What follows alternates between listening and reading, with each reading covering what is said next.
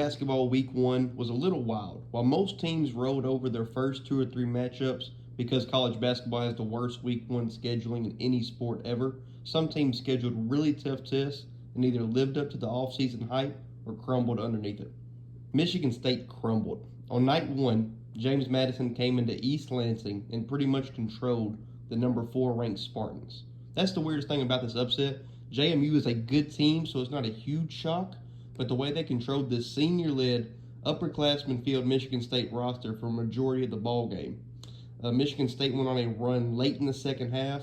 JMU fought back to tie it and forced overtime where they won 79-76.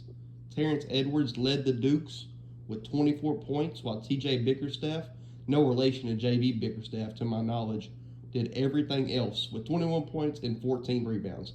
Tyson Walker, one of the best players in the country, led the Spartans with 35 points but received no help at all from any of his teammates. I think A.J. Holgard, Malik Hall, and Jeremy Akins combined for 6 out of 33, I want to say. Michigan State shot 1 for 20 on three-pointers and showed how much Joey Hauser meant to this club. Forgettable opening night for Tom Izzo, to say the least. On night 2, Auburn and Bruce Pearl squandered a big lead to the Baylor Bears and Scott Drew. Just like James Madison, Auburn held a big lead most of the game, but in this case, the Tigers could not keep a hold of it. Auburn led 77-72 with 3.5 minutes left before Baylor went on a 16-5 run and won 88-82. Jacoby Walter, the true freshman, led Baylor with 28 points and 6 rebounds. Freshman shot creators just grow on trees down there in Waco. Jalen Bridges looked good with 13 points and 8 rebounds. On the other side, freshman Aiden Holloway looked good as a true point guard for Auburn, a problem they've been having since the Jared Harper days. The upperclassman power forward Broome added 16 points and 11 rebounds, but Auburn should have pulled this one out.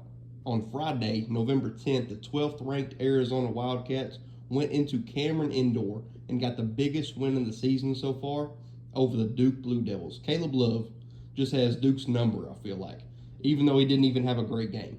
Duke went up 69-67 with 1 minute left, and Keshad Johnson followed that up with an and one to take the lead, and they never gave it back. Johnson led Arizona with 14 points and 8 rebounds. Kylan Boswell and Pell Larson both added 12. Kyle Filipowski for Duke had 25, and he has been phenomenal so far this season, but Duke could not get it done. A hell of a win for Arizona and Tommy Lloyd. Dalton Knecht showed out for the Tennessee Volunteers with 24 points to lead them over Wisconsin. He really can do just about anything on the court. I mean, we saw that in that exhibition game. Will Taylor, Tyrese Radford, and Henry Coleman combined for 62 points to carry the Texas A&M Aggies to a good win over a pretty good Ohio State team. Jaden Ledee's 21 was not enough as BYU upset the 17th ranked San Diego State Aztecs, the same Aztecs who made it to the national championship last year. Dallin Hall led the Cougars with 18 points in a wild Provo, Utah environment. Dylan Jones went off for 29 points and 10 rebounds to lead Weber State over number 23rd ranked St. Mary's. Haney had an open three-pointer to tie it at 60 in the closing seconds of regulation, but he could not knock it down. That's all I got for the first week of the season. This week will be a lot crazier because of the Champions Classic and just bigger matchups everywhere. Like and subscribe for more college basketball content.